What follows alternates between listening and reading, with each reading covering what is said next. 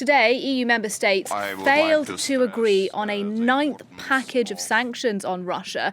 There are splits within the bloc on the issue, but a new draft text is expected to be circulated later on today. Let's start by getting the view of the Lithuanian president on the issue this morning. I would like to stress the importance of keeping the sanctions as strong as possible. And we are a little bit concerned about the attempts to relax the mechanism of sanctions. At the summit for us today is our Europe editor, Armin Georgian. He joins me live right now. Armin, sanctions being discussed today, as well as the possibility of more aid for Ukraine. What can you tell us? Well, the Lithuanian leader actually isn't the only one who is concerned about what he sees as a possible weakening of the sanctions regime.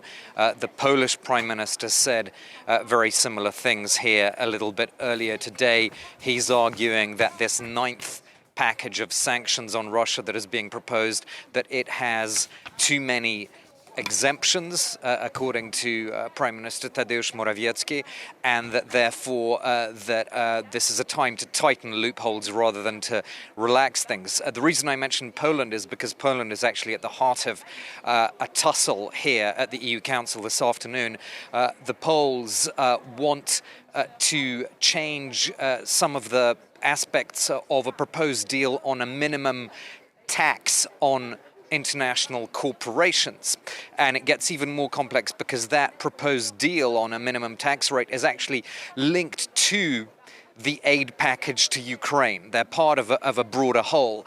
And Poland wants changes in the corporate tax deal, but it also wants to delink discussions from the tax deal from the package of aid to Ukraine. Those two things are part of a broader package, as I said. Poland wants to decouple those two things. So there are quite a few knots that will have to be untied here at the EU Council this afternoon.